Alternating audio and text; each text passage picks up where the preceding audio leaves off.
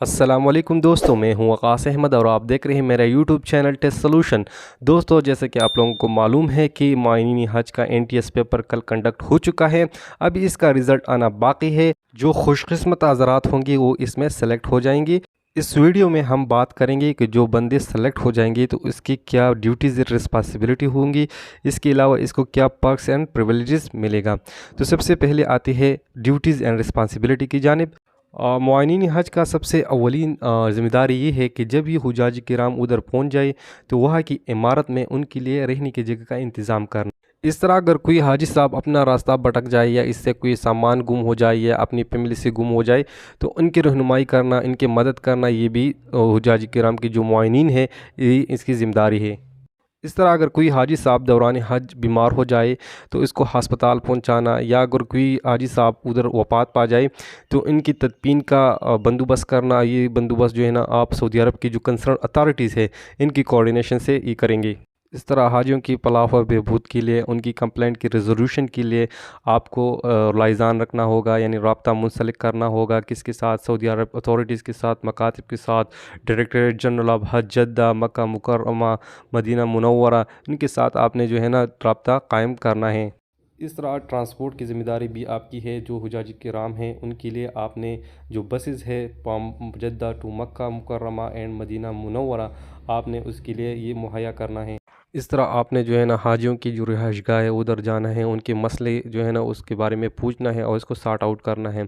इस तरह आपने ये भी इंश्योर कराना है कि जो रिस्पेक्टिव मकातिब से इसमें हुजाज के लिए अकोमोडेशन सही मिला है कि नहीं। इस तरह इस बात को मेक श्योर करना कि जो हुजाज किराम को जो रिहायशी सहूलियत दी गई है क्या वो सऊदी अरब की क्राइटेरिया के मुताबिक है या नहीं। इस तरह डायरेक्टरेट जनरल ऑफ हज ऑफ जद्दा मक्का मुकर्रमा और सेक्टर ऑफिस के क़याम, ये भी जो है ना सपोर्टिंग स्टाफ की ज़िम्मेदारी है।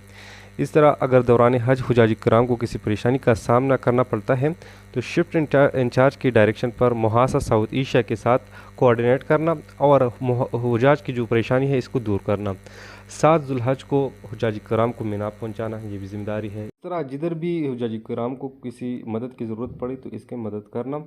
इस तरह मशार में जो गुमशुदा आज़मीन होती है इसको पूरी रिस्पांस पहुंचाने के लिए सेंट्रल ऑफिस और पोस्ट कायद को बरकरार करना, ताकि जो मशार में गुमशुदा आज़मीन है इसको फौरन रिस्पांस दिया जाए, ये भी ज़िम्मेदारी है। 9 जुल्हज को हुजाज को जो मूवमेंट के लिए बसेस और ट्रेन टिकट्स की बंदोबस्त करना और जहां ज़रूरत पड़ी तो इसके लिए बैकअप सर्विस प्रोवाइड करना, ये भी ज़िम्मेदारी है।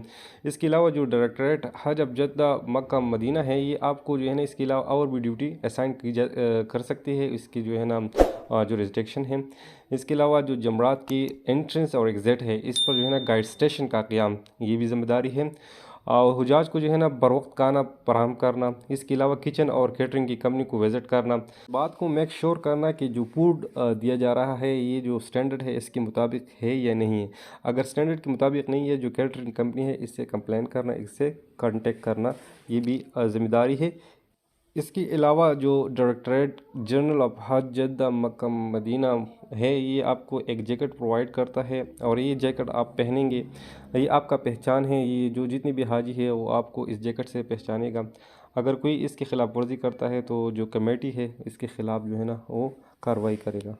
अब आती है टर्म एंड रेफरेंस की जानिब। टर्म रेफरेंस में जो है ना आपको जो पर्क्स एंड प्रिविलेज दी जाती है मिनिस्ट्री ऑफ रिलीजियस अफेयर की जानिब से, आपको जो अलाउंस दिया जाता है इसके बारे में ज़िक्र है। सबसे पहले ये कि आपको जो है ना एयर पैसेज का इंतज़ाम जो है ना वो मिनिस्ट्री ऑफ रिलीजियस अफेयर करेगा। दूसरा ये कि आपको प्री अकोमोडेशन यानी आपको प्री रिहाइश मुहैया की जाएगी। इसके अलावा जो एकोमोडेशन है ना ये स्केल वाइज होगा, यानी BPS 17 टू एन ऑनवर्ड जो है ना इसका अलग होगा और जो BPS 7 टू 16 है इसका अलग होगा। इसके अलावा जो आपको जो पे दी जाती है डेली अलाउंस की दी जाती है, जो BPS 17 एंड अबाव ऑफिसर है इनको तकरीबन 200 से 250 सऊदी रियाल डेली दी जाएगी। इसके अलावा जो BPS 7 टू 16 है इनको जो है ना डेली 150 से लेकर 200 तक सऊदी रियाल दी जाएंगी।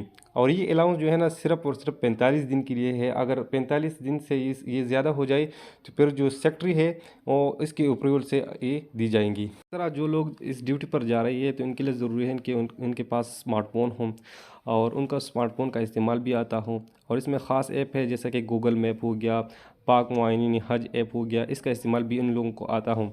स्मार्टफोन का आपका अपना होना चाहिए। इसके लिए इंटरनेट कनेक्शन आप भी खुद प्रोवाइड करेंगे, इसका पैकेज भी आप खुद करेंगे, सही है।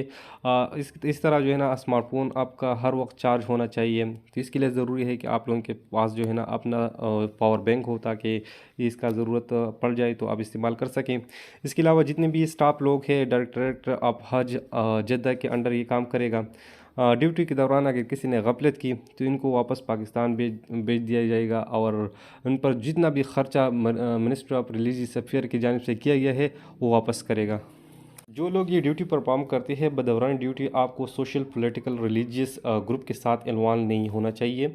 इस तरह आपका जो फोटोग्राफ्स है जो कि आपकी पासपोर्ट पर है वो सिविल ड्रेस में होना चाहिए, यूनिफॉर्म वगैरह में नहीं होना चाहिए। मुआइनीन हुज्जाज को सेक्टर ऑफिस में रखा जाएगा जो कि मक्का मुकर्रमा और मदीना मुनव्वरा में है।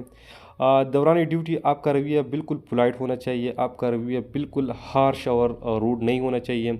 ड्यूटी के दौरान जो है ना सुपरवाइजरी कमेटी भी होगी जो आपकी ड्यूटी के दौरान आपकी सुपरविजन करेगा, और रिपोर्ट जो है ना वो मिनिस्ट्री की को सबमिट करेगा, और वो कमेटी जो है ना नोटिफाई भी नहीं किया जाएगा। दोस्तों ये था आज का वीडियो, उम्मीद है आप लोगों को पसंद आया होगा।